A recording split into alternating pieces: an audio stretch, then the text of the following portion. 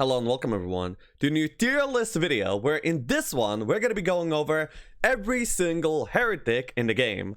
Now, to generalize the class, heretics actually are pretty bad, okay? They are not rolling usually any good skills. They start off with horrible skills. Their specialties are kind of lackluster, and so they don't really have much of a purpose in the game the way that it currently stands. But then again, some of them have pretty cool and unique features that do kind of, make them somewhat of a choice in some situations and in some particular roles. So let's go over every single one individually and talk about what makes them good or what makes them bad. So first up is the Ash. She starts off with Wisdom Eagle Eye. And, if you ever were gonna use an Eagle Eye hero, then you need her to have something really good going for her. And Heretics don't really provide that. She starts off with pretty bad stats. She doesn't roll into any good skills. Her stunner skills are pretty garbage. She starts off with Bloodlust, so she's not really making it up in her spellbook either. So in almost every single way, she's absolutely garbage. Sorry, Ash. You're gone. Next up is we have the Axis. Axis is the mysticism specialist who starts off with wisdom and mysticism. His spellbook ends up having protection from air, which is useless, meaning that to activate them you have to get some scrolls or a scholar or a mage guild so he can actually cast something relevant. And that usually doesn't seem too much of an investment, but if you're starting out in the early game and you're sending heroes every which way to scout, then getting the spells on top of him it's gonna be not that easy, and without doing that he doesn't have anything to cast. But then again, mysticism in Horn of the Abyss has been buffed. Instead of giving 1, 2, 3 extra mana every day, basic to expert, it now gives 5, 10, 15. And wow, what a buff that is actually. It feels pretty good to play if you have a side hero that's out in the field and he's actually has like an infinite mana battery that he can take some small fights with, just a little bit slow there, a little bit of haste there, some magic arrow and so on. It actually feels good to have him as like a side hero that's running around doing some fights. Not terrible. But of course you don't really want to main him. He's still a pretty bad heretic and so on.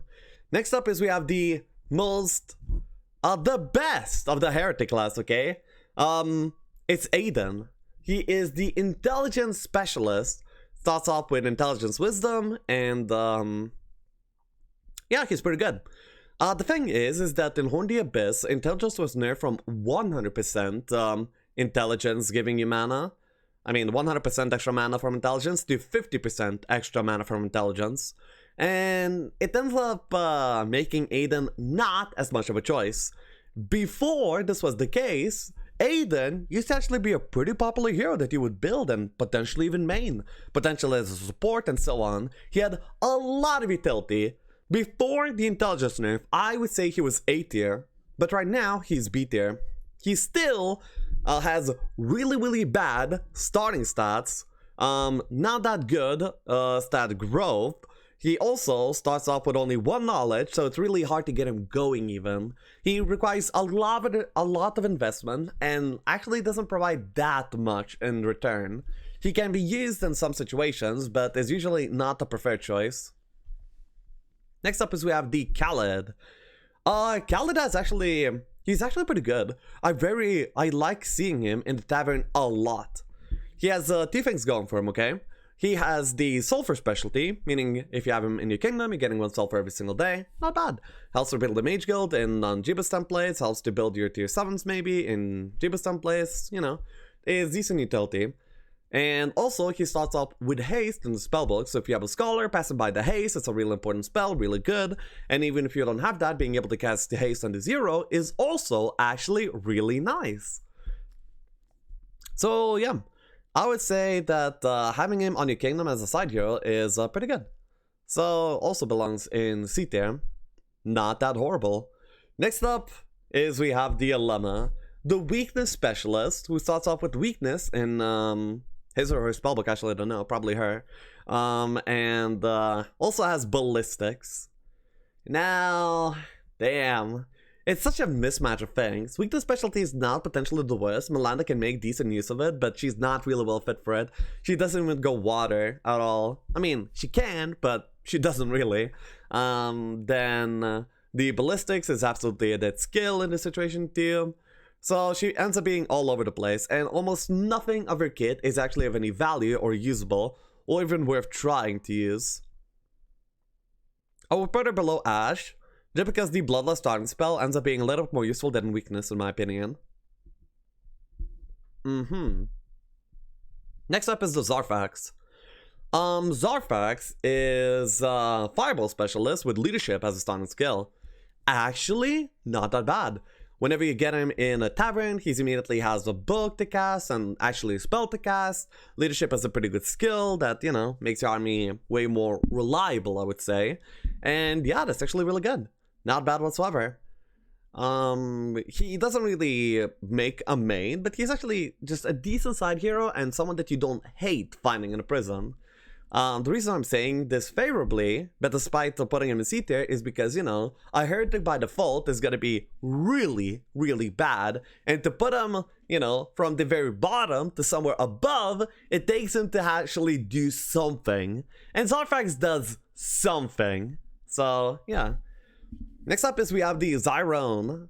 Xyron ends up, I mean, he's the Inferno Specialist, and he starts off with the tier 4 spell Inferno in the spellbook. It could be good, but he requires a lot of investment. Oh yeah, and he also has Scholar and Wisdom in the spellbook. Now, actually, Scholar is not that bad whatsoever. You end up having a Scholar, he can teach you some spells, and also if he has Wisdom, he can take Chain Lightning, Resurrection, and give it to other people with only a few levels of investment. Like that, he's a really good side hero. He can also share the Inferno pretty easily that he has as well. These things actually make him somewhat decent, I would say. And because of this, I would say he goes low B tier. Whenever you find this guy, when you're playing like a Font in Necropolis, you're so happy because you can actually take that, one level up could be good enough for you to be able to take that, enemy dead from Font and just teach it to everyone else. This guy has a lot of utility. He's really good in that kind of sense. He's also usable as a side hero too. He's like Roshka, but actually starts with a spellbook and makes a lot of sense. This is if Roshka was actually decent. So, there you go. And last but not least, we have Zydar. Zydar is the Sorcery Specialist and starts off with Wisdom and Sorcery. He's not really that good, okay? But it's not his fault. Actually, it is his fault.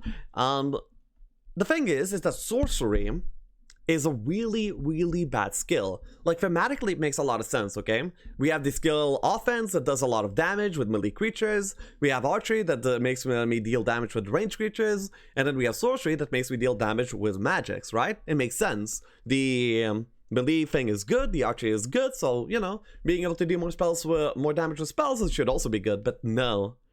The value is just too low. Okay, I made this explanation before, but listen to me like once again. Zydar, with expert sorcery gives you 15% more damage to your spells, right? Okay. And it takes up a secondary skill slot in order to do so, and as well as 3 levels, and like that to get 15% more damage. Wow. Okay, but an item exists in the game that's a major class, so not even the highest tier of items, that gives you 50% more damage to spells of a specific school of magic. And those ores are not even that sought after. So you have an item that does not occupy a very important item slot, that is actually not even hard to get, and it's like triple the value of sorcery, over triple, and it's not even that popular. It's not even that good. How bad sorcery must be for this to be the case? It's really, really bad. And, you know, specializing in a bad skill does not actually make you good. You're sometimes happy to get this guy in a tavern like level 20 or level 30. He can do like some spicy stuff, but apart from that, he is pretty horrible. Low C tier. There we go. So, yeah. That was that. That is my tier list for Heretics in Heroes of Might and Magic 3. Heretics, of course, are way lower in the hero pool, you know. They are not that great of a hero. Most of them are pretty garbage. So it's kind of a shame. Inferno looks like a very cool spell-wielding faction because they have the Euphrates, they have the Armageddon, but usually almost anybody else from other factions is going to be a better Armageddon wielder than these guys. But maybe the exception of Aidan. So, thanks for watching. And check me out on Twitch, link in the description, and I'll be seeing you guys next time. Bye-bye. See you.